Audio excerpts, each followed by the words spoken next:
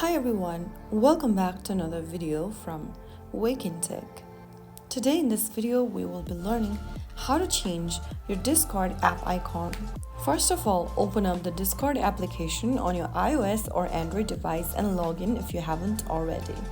Once you're in the home page, tap on the U button at the bottom right corner. Now from the U menu, tap on the gear button at the top right.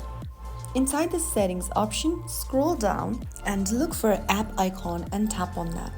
On the next page, you will be able to see a multiple of app icons you can select from. Choose your favorite icon, and then in order to unlock the app icon, you'll need to upgrade to Nitro. Simply go ahead and upgrade to Nitro by tapping on Get Nitro. Follow through the prompts and make sure to choose your Nitro plan.